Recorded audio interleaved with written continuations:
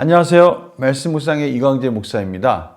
오늘 드디어 복음을 전하는 자 베드로 사도와 그 복음을 듣기 위해서 준비한 자 고넬료와 그의 가족들 또 친구들, 전하는 자와 듣는 자가 만나서 하나님의 놀라운 복음의 열매가 맺혀지는 것을 오늘 목격하게 됩니다.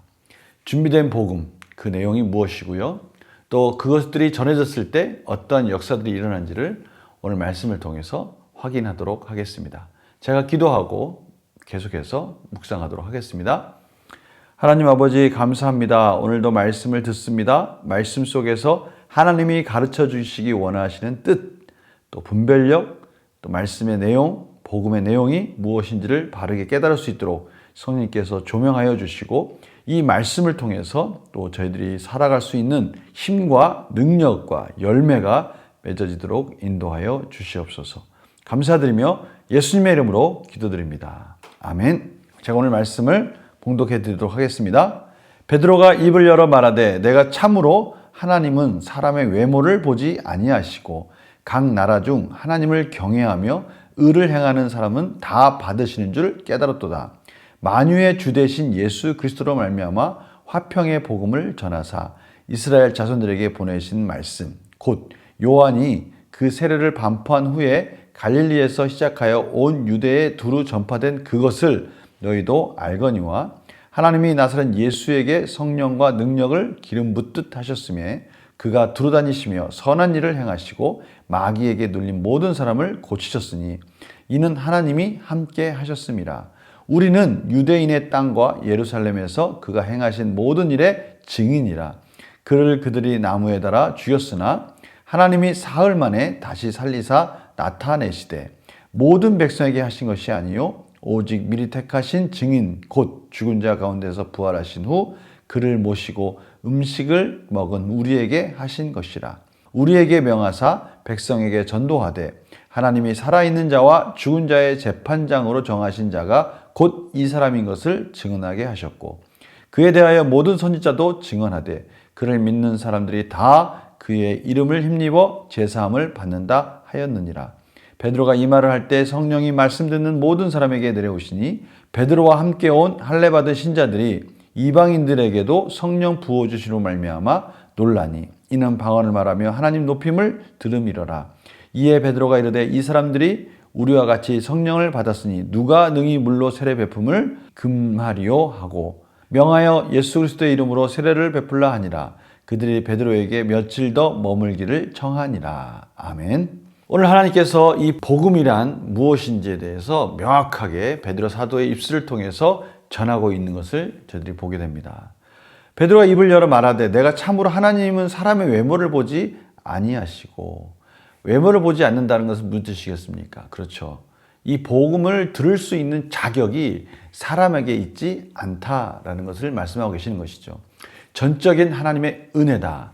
구약도 마찬가지고요. 신약도 마찬가지고요. 그 복음의 시작, 구원의 시작은 전적인 하나님의 은혜라는 것이죠. 아브라함이 하나님께 부름을 받았던 것, 그가 본토 친척 아비집을 떠나서 가나안 땅에 정착하게 되고 그 속에서 하나님의 놀라우신 은혜를 경험하는 것, 이 모든 것들은요. 우리는 믿음의 조상이라고 하지만 그 믿음의 조상의 그 모든 시작은 전적인 하나님의 은혜였다라는 것이죠. 역시 예수 그리스도의 이 복음을 듣는 것조차도 하나님이 은혜를 주시고 허락하셔야만 되는 것이지 우리에게는 그 조건이 없다라는 것이죠. 그것을 한마디로 말하면 하나님은 외모를 보지 아니하신다. 하나님은 사람의 외모를 보지 아니하신다. 인간이 가지고 있는 어떤 조건이 구원을 받을 수 있는 자격이 되지는 못한다라는 것이죠. 각 나라 중 하나님을 경외하며 의를 행하는 사람은 다 받으시는 줄 깨달았도다. 이 말은 무슨 뜻입니까? 하나님께서 예비한 자들은 다 이 복음을 받을 수 있다는 것이죠. 이게 34절, 35절이 반복인 것이죠. 사람에게는 그 조건이 없는데요. 혹이나 하나님을 경외하며 의를 행하는 사람, 이 사람들이 복음을 받을 수 있는 조건을 가진 것이다 라는 뜻이 아니라 그러한 자들을 세우신 하나님, 다시 말하면 하나님을 경외하고 또 의를 행하는 사람, 그 복음을 받기를 원하고 그것을 갈망하는 사람들, 이 사람들에게 하나님은 복음을 주신다는 것이죠. 그렇다면 이 모든 것들은 다 어떻게 된 겁니까? 맞습니다. 그것조차도 다 하나님께서 준비시키신 것이다 라는 것이죠. 복음은 바로 그렇게 우리들에게 찾아오셨다라는 것입니다. 예수님께서 그렇게 우리에게 찾아오셨고요. 그 화평의 복음이 하나님과 우리와의 막혔던 죄의 담을 허물어 주심으로 말미암아 화해시켜 주시고 화평케 주셨다는 것을 오늘 베드로 사도는 말씀하고 계십니다. 정확하게 늘 앞에서부터 계속 유대인들에게 지적했던 것이 뭡니까? 너희들이 예수 그리스도를 십자가에 못 박혔다라는 것이고요. 그 십자가에 못 박힌 예수 그리스도가 우리의 주가 되시고 우리의 심판자가 되셔서 십자가에서 죽으셨지만 죄사함의 은혜를 주시려고 우리의 죄를 담당하신 것이고, 하나님은 예수 그리스도의 의를 세우시기 위해서 3일 만에 부활시키셨다라는 것이 복음의 핵심이죠. 그것을 목격한 증인들, 바로 예수님의 제자들, 이들이 증인들이 되었고 지금 바로 그들을 통해서 하나님의 복음이 전해지고 있고, 그 복음이 전해진 곳에 하나님의 교회가 세워지고 그 교회를 통해서 이제는 이방인에게도 이 복음이 흘러가고 있다라고 오늘 말씀하고 계시는 것입니다.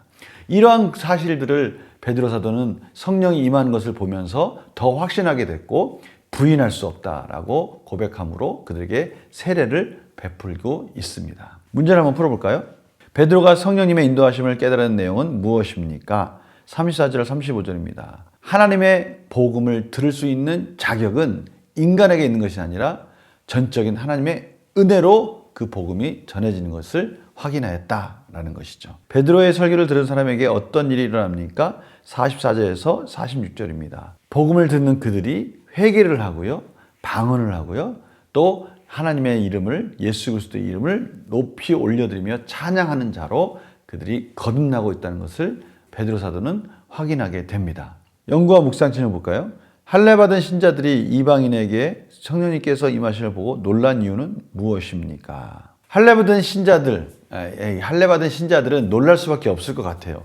베드로도 사실은 이 사실들을 믿기가 너무 어려웠지 않습니까? 그래서 하나님은 베드로를 설득하시는 작업들을 하셨잖아요. 미리 그런 것들을 설득하심으로 말미암아 베드로에게 복음을 전할 수 있는 그 길을 열어주셨습니다. 그러나 사실 할례받은 신자들, 다시 말하면 유대인들에게 있어서는 이러한 놀라운 사실들, 이방인들에게도 하나님의 복음이 전해졌다는, 또 이방인들에게도 하나님의 복음이 전해지고 그들이 이제는 같이 하나님의 교회에서 예배를 드리는 자로 세워졌다는 것, 이건 너무나 놀라운 사실이죠.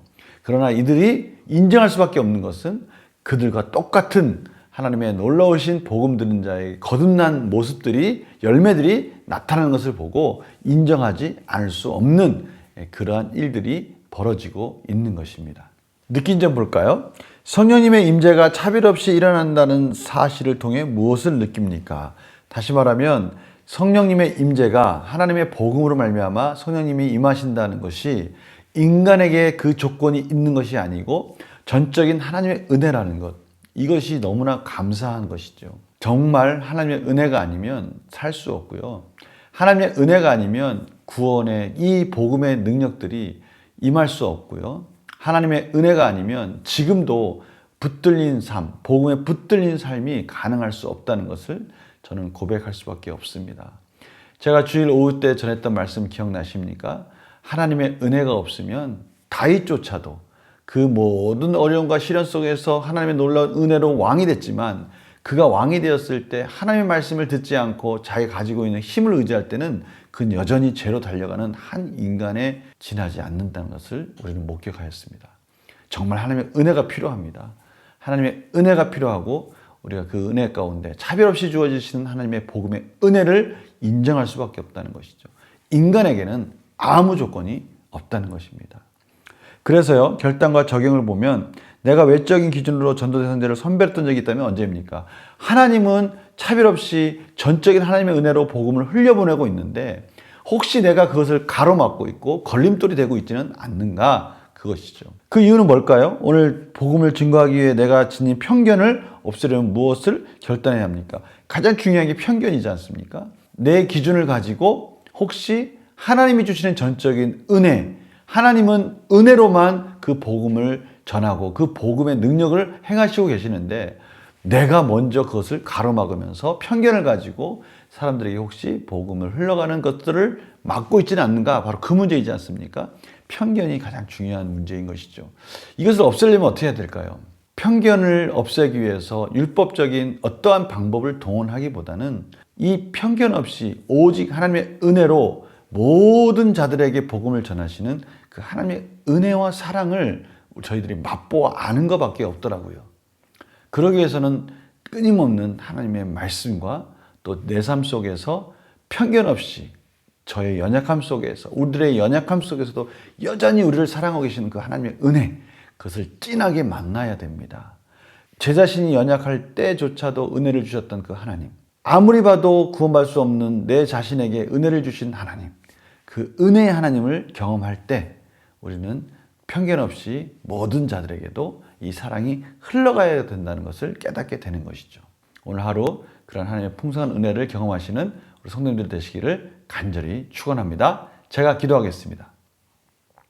하나님 아버지 감사합니다. 오늘도 하나님 은혜 가운데 선입견 없이, 아니 인간이 가지고 있는 어떠한 조건 없이 전적인 하나님의 은혜로 모든 자에게 복음을 주시는 하나님의 풍성한 사랑을 저희들이 오늘 경험하였습니다. 말씀을 통해서 확인하였습니다.